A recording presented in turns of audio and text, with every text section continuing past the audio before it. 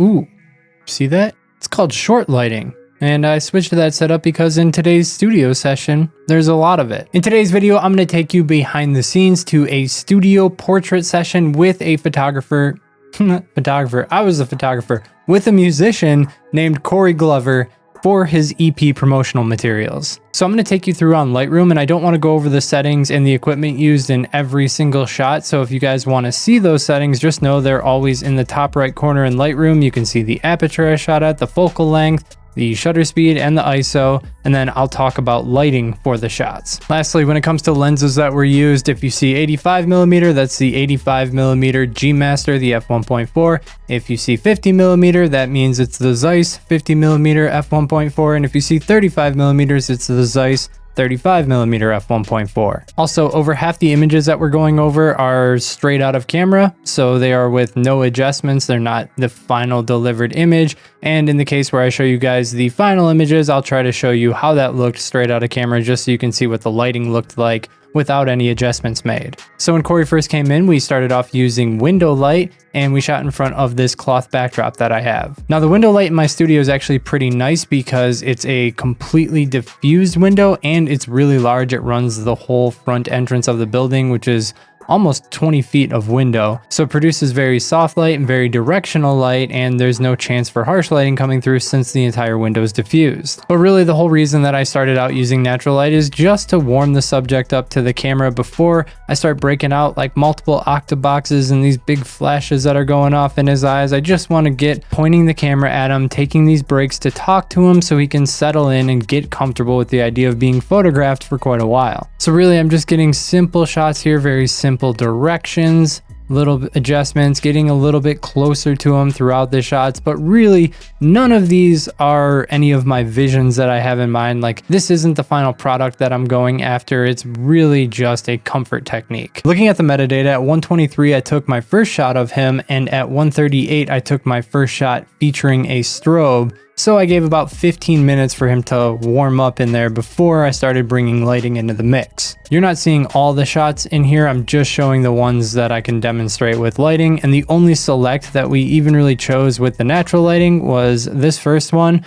which, if I'm being honest, like, wouldn't be my first choice just because that no shadow is so high from like the eye level window light. So not my favorite photo, but we did end up delivering something using only natural light. Now these two portraits are using a AD600 Pro or Flashpoint Explorer 600 Pro with a 60-inch Easy Lock Quick Octa. One of my favorite large softboxes. It's so cheap, it opens really easy, works pretty well in a studio, and it's great for taking a large light source out of a studio as well. So these last few images that are on this brown background are all using that Glow 60-inch Easy Lock off to the side to provide short lighting. That is when you are lighting the smaller side of the subject's face, the side that is less visible to the camera.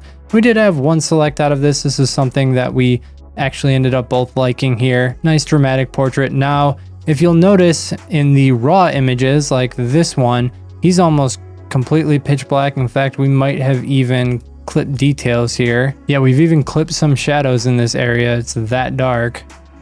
But with Sony files, you can recover anything. But I don't mind it because it's over a bright area in the background. Now, the reason that I used this brown background for so little of a period is because after seeing all of the styling that he brought, all of the clothing options that he brought for shoots, I just realized that the other backdrop I had in mind for this shoot would work way better. And here's the first one featuring that backdrop, and right away looks way better. Using this background just simplifies the color spectrum and it just suits the mood better. Like, it's just a stronger backdrop. Quick discussion on the backdrop. It's a hand painted background from Clot Studio.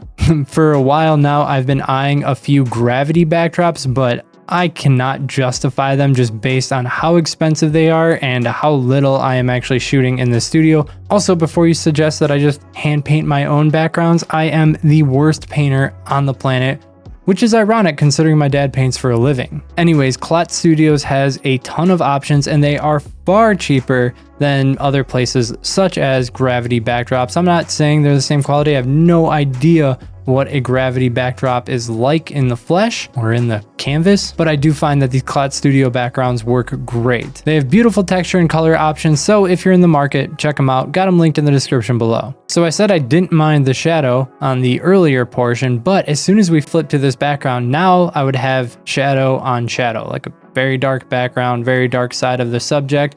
Now I needed some separation, and I positioned that 12 by 56 inch Easy Lock softbox to act as a rim light so that it's hitting his shoulder and the back side of his head to separate him from the background. Once I had that 60 inch Octa along with that 12 by 56 inch light, I ran with this for a majority of the session on this backdrop with only slight adjustments to their positions. Here's quite a few straight out of camera versions. This is the final edited one. As you can see, more saturation, more texture.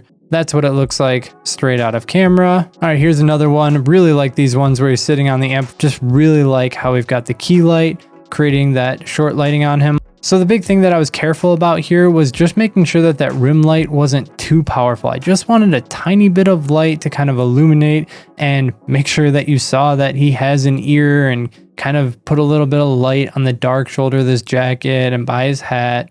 All those areas that I just don't want to go into complete pitch black. Here's what a straight out of camera version of this one looks like. And if you see the 1x1 crop, remember these are for EP materials, so that's why we went with the square crop and why I wasn't concerned that my C-stand was showing on the edge of the frame here.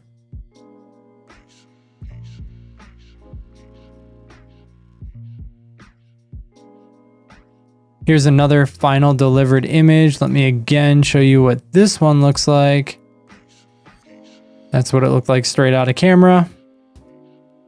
Lightroom edits, retouch. All right, so then we ditched the guitar. We had him change to a green shirt and still really liked how the tones worked with this background, so didn't change anything. Again, this is another final shot here, straight out of camera with the Lightroom adjustments and then retouched.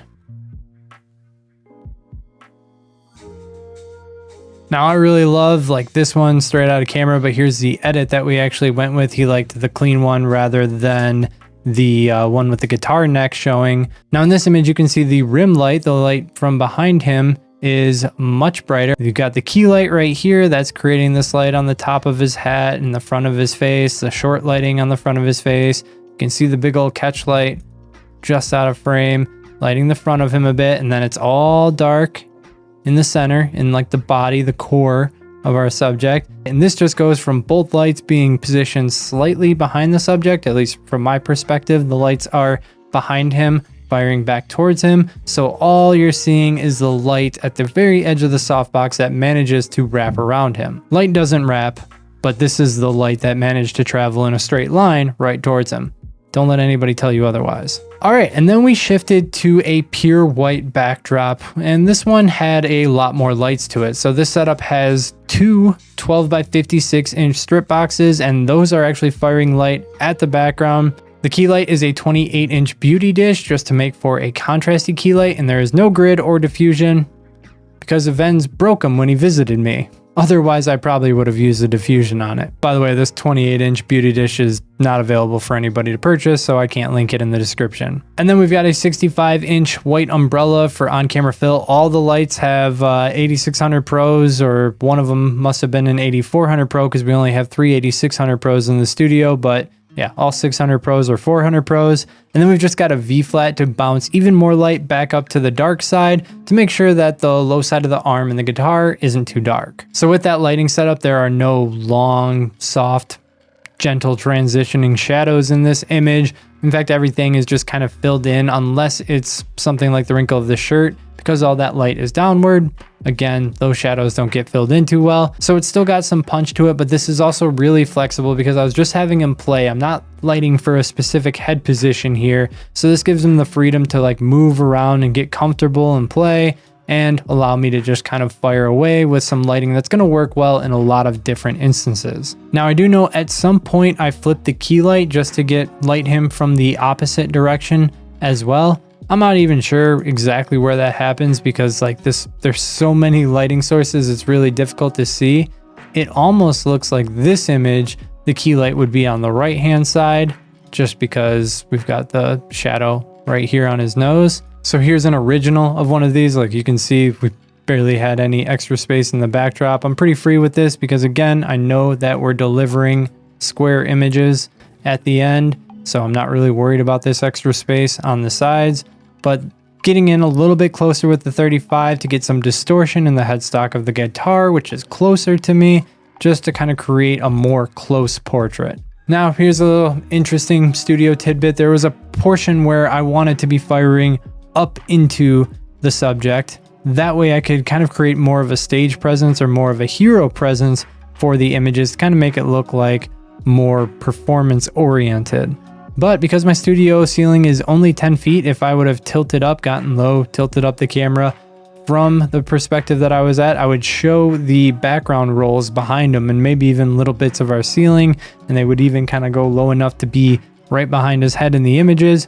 Didn't want to be retouching any of that stuff out. So instead what I did is just got down on my knees, lowered the entire lighting setup, have him get down on his knees too and just play, and then fire from basically the ground. That way I was firing into a clean background while still getting the style of image that I wanted. I really like these last couple selects just because you can tell he's in his element. He's really comfortable at this point and playing his heart out in there. Looks awesome. Is that a C chord?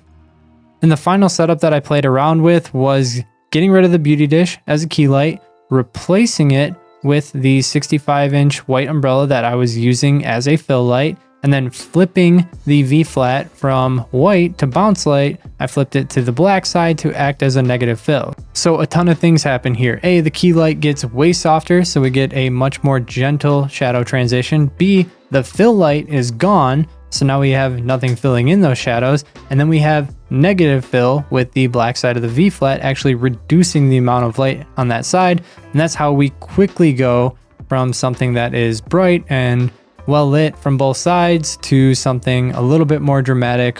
Still looks like a bright image because it's in front of a white backdrop, but you can just tell like way more drama in this image because of all these shadows that take place down this side of them.